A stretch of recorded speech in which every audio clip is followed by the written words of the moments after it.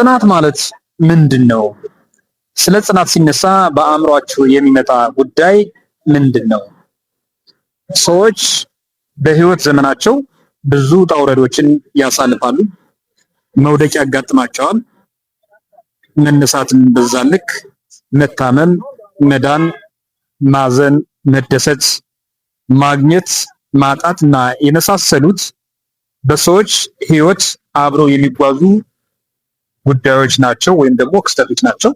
እነዚህን ጉዳዮች ማለት ወይም ደግሞ የነዚህን ጉዳዮች የማለፍ ሂደት ጽናት በመባል ይታወቃል። ምናልባት እንግዲህ በዓለማችን የተለያዩ ሰዎች የጽናት ተምሳሌት ሆነው እናያቸዋለን።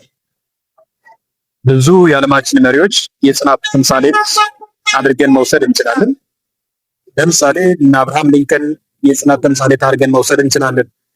እነ ፕሬዝዳንት ኔልሰን ማንዴላ የጽናት ተምሳሌት አድርገን መውሰድ እንችላለን። ሌሎችም እነ ቅዱስ ያሬድ የጽናት ተምሳሌት አድርገን መውሰድ እንችላለን።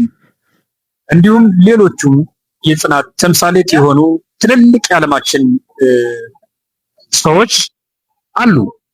እነዚህ ትልልቅ የዓለማችን ሰዎች ምን ስላደረጉ ወይም ደግሞ ምንድን ነው የጽናት ተምሳሌት ያስባላቸው ብለን በምንጠይቅበት ጊዜ አብርሃም ሊንከን በህይወት ዘመኑ በጣም ብዙ ውጣ ውረዶችን ያሳለፈና በጣም ጠንካራ የዓለም ቁጥር አንድ የጽናት ተምሳሌት ሊሆን የሚችል መሪ ነበር ማለት ነው።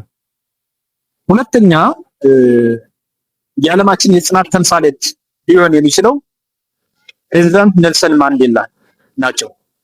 ፕሬዝዳንት ኔልሰን ማንዴላ ከወጣትነት ጀምሮ እስከ ፕሬዝዳንትነት ዘመኑ ብዙ ውጣ ውረዶችን የወረደ ለ27 ዓመታት ያህል በእስር ቤት የቆየና ከእስር ቤት ከወጣ በኋላ በነበረው ጥናት ወይም ደግሞ በነበረው ጥንካሬ የደቡብ አፍሪካ ፕሬዝዳንት ሆኖ ያገለገለ ትልቅ የጽናት ተምሳሌት መሪ ነበረ። ሌሎችም የጽናት ተምሳሌቶች አሉ ማለት ነው።